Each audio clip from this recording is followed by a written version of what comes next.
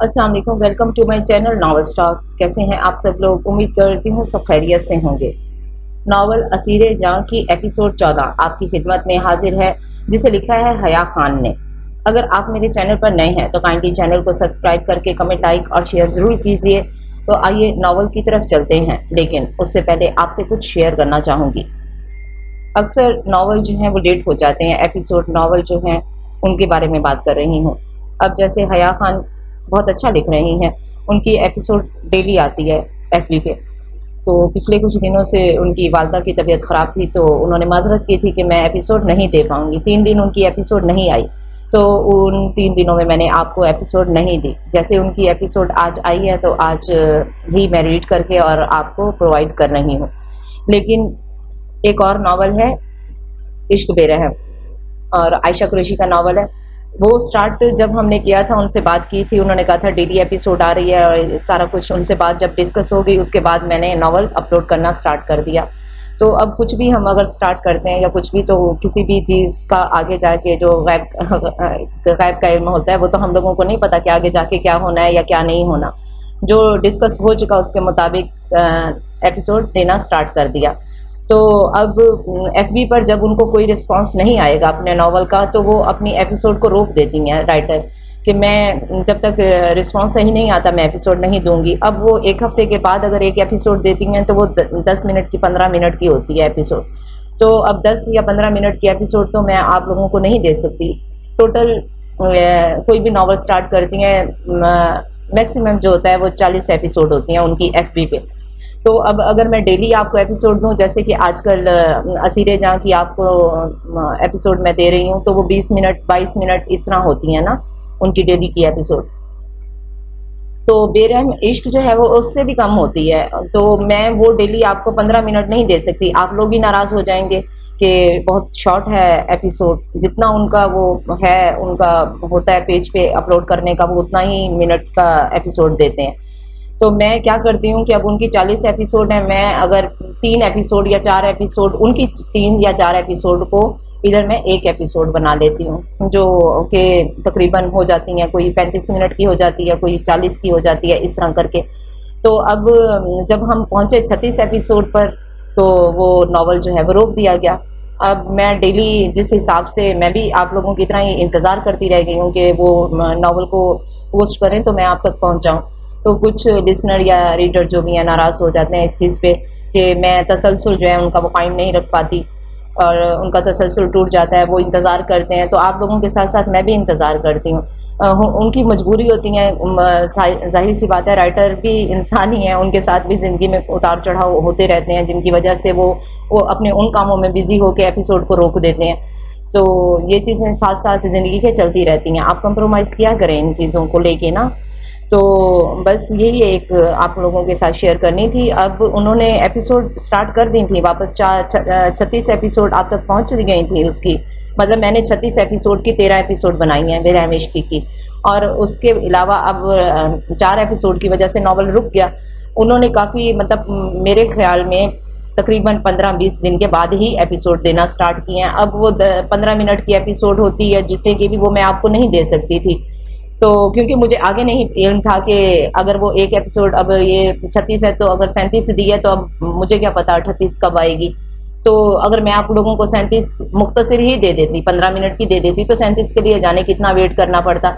इसलिए मैंने कंट्रोल किया और आप लोगों को एपिसोड नहीं दी कि चले 4 एपिसोड कंप्लीट हो जाती हैं तो मैं लास्ट एपिसोड करके इन 4 की एक ही एपिसोड बना के ना मैं आप लोगों को प्रोवाइड कर दूँगी। तो वो इंतज़ार मैंने किया। अब देख आप खुद अंदाज़ा लगाने कि ये इतने सारे दिन जो आपको अगर ये नावल नहीं मिला, तो ये इतने सारे दिन जो है ना, वो ये नावल वक्तन फ़वक्तन पोस्ट होता रह गया। 4 एपिसोड जाकर अब जाके कंप्लीट हुई हैं। आज ही उसका जो लास्ट एपिसोड है ना, आज अपलोड हुआ है। तो इसको इंशाल्लाह मैं कल रीड करके और वो लास्ट एपिसोड आप तक पहुंचा दूंगी। और ये जो नावल है इनकी वालदा के लिए, हया खान की वालदा के लिए आप सब दुआ कीजिएगा, अल्लाह ताला उनको सेहत अता फरमाए और हम लोगों को ये एपिसोड जो है वो डेली मिलती रहे। संडे को एपिसोड नहीं देती हया खान, संडे वाले दिन एपिसोड नहीं देती, बाकी का दिन वो देती हैं।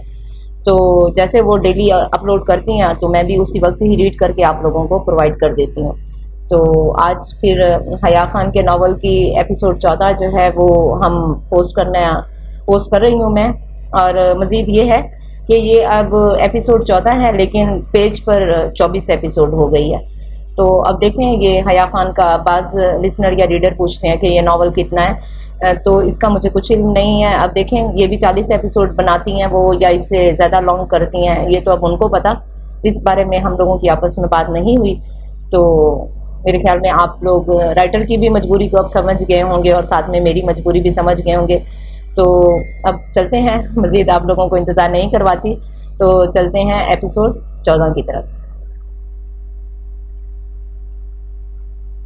رات کے اندھیرے میں آج وہ پھر سے اس حویلی میں آیا تھا جہاں اس نازک جان کو اس حیوان نے قید کیا ہوا تھا.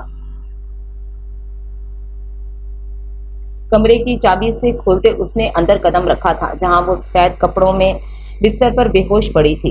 وہ حیوان مسکراتا ہوا اندر آیا اور بے جان انگڑائی لیتے اپنی بوجھل طبیعت دور کرتے وہ مسکراتا بستر پر بیٹھا.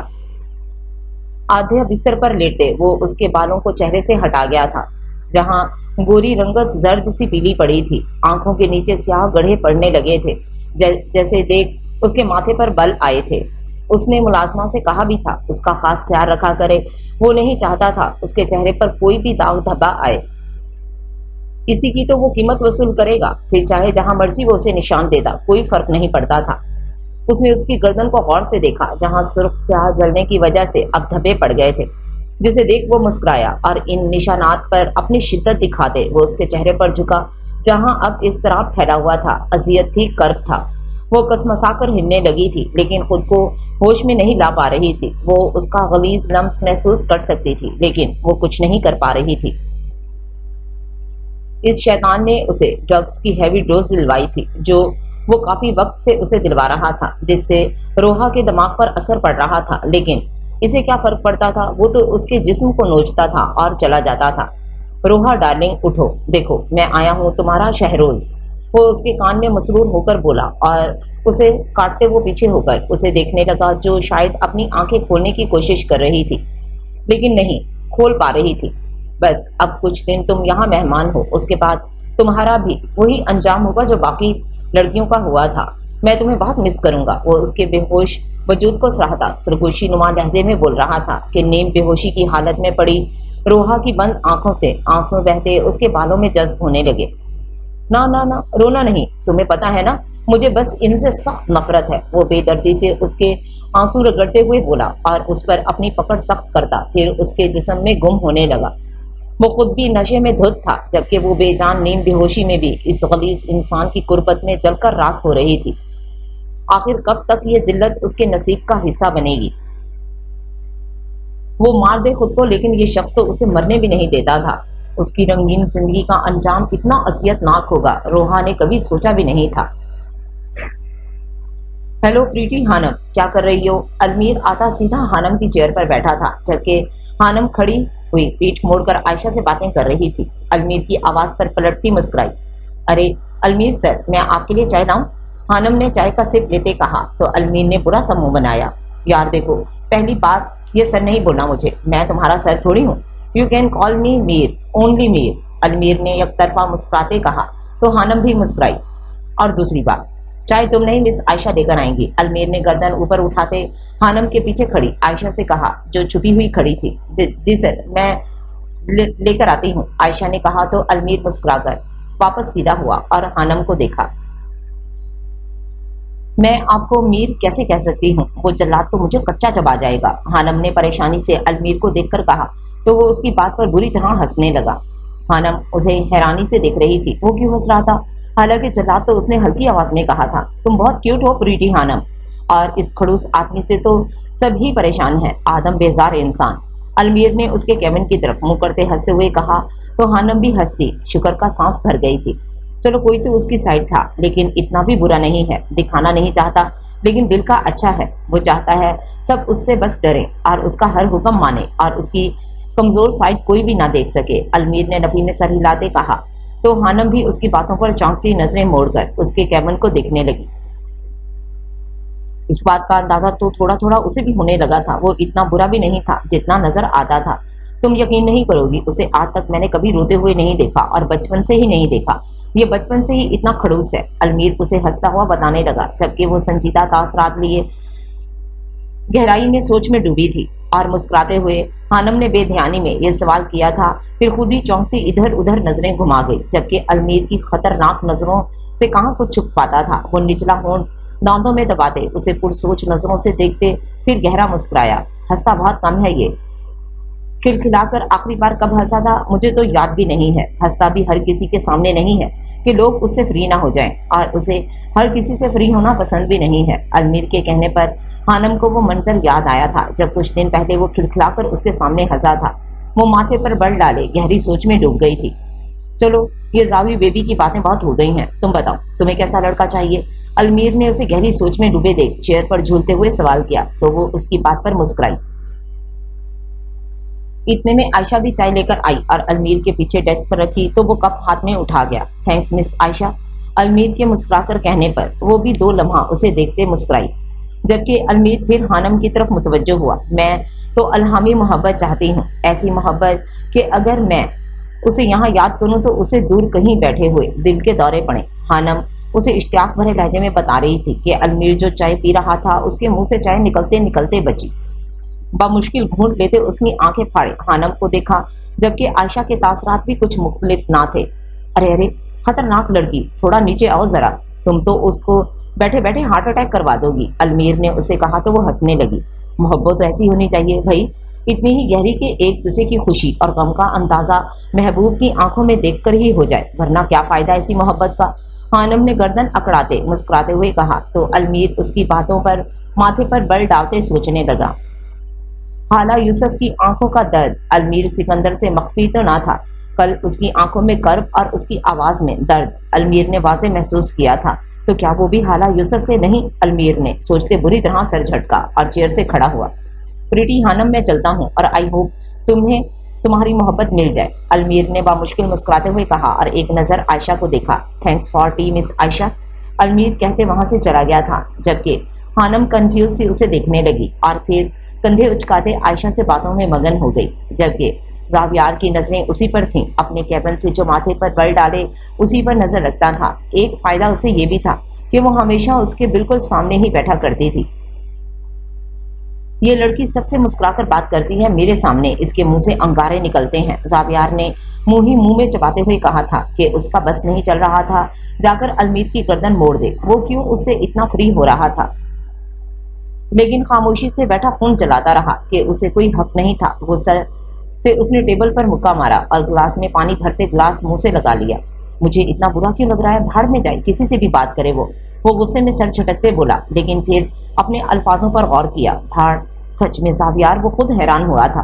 व्हाट द हेल, ये लड़की मेरी लैंग्वेज भी खराब कर देगी, जावियार ने गुस्से से सोचा और फिर नजर उठाकर देखा जो अभी भी मुस्कुरा रही थी। जावियार का दिल किया था उसकी मुस्कुराहट को खुद में संभाले, उसे कुछ इस तरह चुन ले कि हानम आफिंदी का वो मगरूर दिल बेचौताब खा कर रह जाए।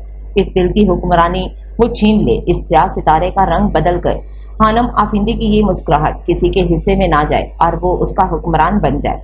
जावियार ने मखमूर नजरों से उसे देखा था और फिर आंखें बंद करते चेयर से टेक लगा गया था। अपनी हालत से वो खुद अब परेशान होने लगा था। यारम ऑफिस से लेट हो गया तो मगरिब हो गई थी। डायरेक्ट मस्जिद की तरफ जाते मगरिब की नमाज अदा करते वो घर वापस आया। अपनी वाइट कार से बाहर निकलते अपना मैरून कोट साबर अपने नौकर को थमाते वो सना बेगम के रूम की तरफ बढ़ा था, जो अब सूरह वाक़िया की तिलावत कर रही थी। यारम मुस्कुराता हुआ उनके करीब आया और उनके पास ही बिस्तर पर दराज हो गया और आंखें बंद करके तिलावत सुनने लगा। थोड़ी ही देर में कुरान पाक को टेबल पर रखते वो मुस्कुराते हुए यारम के पास आई थी, जो अभी बेड पर आंखें बंद किए लेटा था। उन्होंने बेड पर बैठते यारम की सभी पेशानी से बाल हटाए थे और उसकी बंद आंखों को देखा, फिर उसकी घनी दाढ़ी को।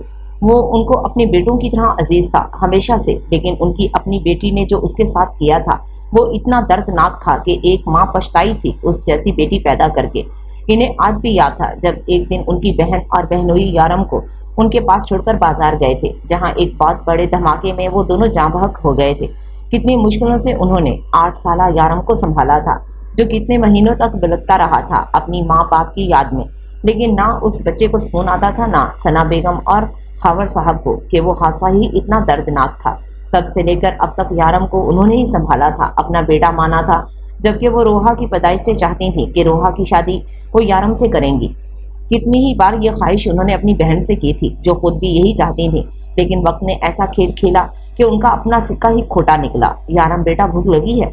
उन्होंने उसके बाल सहलाते हुए पूछा तो यारम ने नफी में सर हिलाया और आंखें खोली।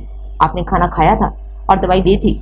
यारम ने इन्हें देखते हुए सवाल किया, जो ऑफ वाइट सूट में तरीके से सर ढके मुस्कुरा रही थी, लेकिन इस मुस्कुराहट में वो गहरा दर्द रखनी थी जिससे यारम बखूबी वाकिफ था। हाँ बेटा, मैं तो अपना ख्याल रखती हूँ, तेरी शादी जो देखनी है। सना बेगम के कहते एक पल को यारम की मुस्कुराहट सिमटी थी, लेकिन अगले ही पल वो फिर से मुस्कुराया। हाँ बिल्कुल, अभी तो आपको बहुत कुछ देखना है आनी।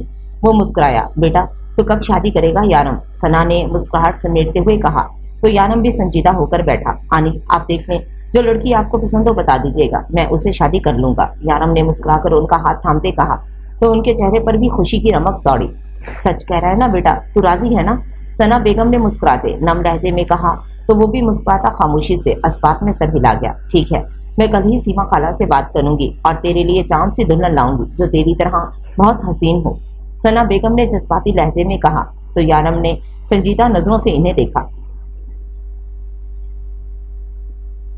आनी, लड़की जैसी भी हो निभाने वाली होनी चाहिए। अगर वो निभा करने वाली होगी तो मैं भी अपनी सारी जिंदगी उससे वफादारी में गुजार दूंगा। यारम सरसी के लहजे में कहते उठ खड़ा हुआ तो सना बेगम उसे खामोशी से देखती रही, फिर मुस्कुराते उठी और उसका माथा चूमा। इन्हें यारम पर फख्र था। जिस सोच का वो मालिक था, उसे वाकई कोई ऐसी ही लड़की मिलनी चाहिए थी जो उसकी आंखों में छुपा दर्द पहचान दे और अपनी मोहब्बत का मरहम उसके माजी के जख्मों पर रखते यारम के मुस्तकबिल में खुशियां ही खुशियां भर दे। चले आनी, अब मैं जरा फ्रेश होता हूँ, फिर डिनर पर मिलता हूँ, यारम ने कहा और ऊपर की तरफ बढ़ गया, जबकि सना बेगम ने सबसे पहले दादो को कॉल मिलाई थी ताकि वो कोई अच्छी सी लड़की यारम के लिए बता सकें। हाँ हेलो सीमा खाला। अलमीर अपनी हैवी बाइक को फराटे मारता सीधा घर गया था। इस वक्त उसे नहीं पता था कि इसे क्या हो रहा है, लेकिन वो अकेला रहना चाहता था। जब अपनी बाइक पोर्च में खड़ी करते वो सीढ़ियां अभी फलांगता कि वजाहत साहब की पुकार पर थमा। मीर, कुछ वक्त बाप के साथ भी गुजार लो बेटा। वजाहत साहब उसकी पुश्त को देखते बोले तो वो बामुश्किल चेहरे पर मुस्कुराहट लाते पलटा और उनके पास आया। श्योर डैड, आए। वो उनकी कमर को थामते हुए शौक होते बोला तो वो भी उसके कंधे के गिर्द हाथ फैलाते उसे अपने साथ ले गए। स्टडी रूम में जाते वो सोफे पर बैठा तो वजाहत साहब भी खामोशी से खड़े होते किताबों को समेटने लगे। यार वजाहत, वैसे तुम अभी तक कमा रहे हो, मैं सोच रहा हूँ अपनी शादी से पहले तुम्हारी शादी कर दूं, क्या कहते हो? अलमीर ने संजीदा लहजे में कहा तो उन्होंने उसे घूर कर देखा। क्या ऐसे क्या देख रहे हैं? इस जगह आकर मैं आपका बेटा नहीं दोस्त बन जाता हूँ, भूल गए? आपने ही कहा था। अलमीर ने लहजे में हैरानी समझ कहा तो वो अभी भी उसे घूरते रहे। खोते बाप हूँ तेरा, दोस्त कहा है तो तमीज के दायरे में रहकर भी बात कर और दांत अंदर कर, वरना सारे एक मुक्के में तोड़ दूंगा। वजाहत साहब ने दूर से ही उसे घूरते हुए कहा, जो उनकी बात पर दांत दिखा रहा था। अब फौरन दांत अंदर कर गया। कैसी खौफनाक बातें कर रहे हैं डैड, मरती हैं लड़कियां। अलमीर वजाहत सिकंदर पर, चेहरे पर नहीं मारिएगा, उसके अलावा कहीं भी चलेगा। अलमीर ने चेहरे पर हाथ फेरते कहा तो वजाहत साहब उसे घूरते किताबें एक तरफ रखने लगे। अब बस, मैंने फैसला कर लिया है कि तुम्हारी और साफियार की मैं शादी कर दूंगा बहुत जल्द। वजाहत साहब ने संजीदा लहजे में कहा, जिस पर अलमीर ने बुरा सा मुंह बनाया। हम क्या लड़कियां हैं जो आप हमारे फर्ज से सबकुदोश होना चाहते हैं? अलमीर ने हैरानी से कहा तो वजाहत साहब पीठ मोड़कर मुस्कुराए। तुम दोनों की उम्र में मेरी गोद में तुम दोनों आ चुके थे और तुम दोनों को कोई ढंग की लड़की नहीं मिल रही। एक खोता पता नहीं किसे अपनी गर्लफ्रेंड बताता फिरता है। इस लड़की को मैं अपने घर की बहू नहीं बनाने वाला। वजाहत साहब ने मसनूई गुस्से से कहा तो मीर ज़ावियार की बेइज्जती पर खुलकर हंसा। उसे तो मजा आता था ज़ावियार की बेइज्जती पर, बस कमी ये होती थी कि ज़ावियार अपनी बेइज्जती सुनने के लिए खुद नहीं होता था और दूसरा खोता बस यही बोलता रहता है कि उस पर लड़कियां मरती हैं, लेकिन शादी के नाम पर उसके पास कोई नहीं होती। तुम दोनों किसी काम के नहीं हो। अच्छी लड़कियां तुम दोनों के इर्द गिर्द होती ही नहीं है। वजाहत साहब ने अफसोस से नफी में सर हिलाते कहा तो अलमीर, जो सावियार की बेइज्जती पर मुस्कुरा रहा था, अपनी बारी पर उसकी मुस्कुराहट सिमटी और हैरानी से इन्हें देखने लगा। डैड, आप इंसल्ट कर रहे हैं मेरी, अलमीर ने थोड़ा गुस्से से कहा तो वजाहत साहब ने फिर उसे संजीदा नजरों से घूरा, जिस पर वो सीधा हुआ। मुझे तो हानम बेटी बहुत अच्छी लगती है। मैंने और माँ ने ये सोचा है कि तुम दोनों में से एक की शादी हानम से हो। बिन माँ बाप की बच्ची है, लेकिन बहुत नेक बच्ची है। वजाहत साहब ने हानम को सोचते मुस्कुराकर कहा तो अलमीर आंखें फाड़े इन्हें देखने लगा। क्या बोल रहे हैं डैड? अभी थोड़ी देर पहले प्रीति खानम को यारम के सामने सच्चे दिल से मैं अपनी बहन तस्लीम करके आया हूँ। अगर उसे पता चल गया ना तो आपको लाश भी नहीं मिलेगी मेरी, अलमीर ने ड्रामाई अंदाज में डरते हुए कहा। तो वजह साहब ने उसे देखते आंखें घुमाई, वैसे ही जैसे जावियार सिकंदर घुमाता था।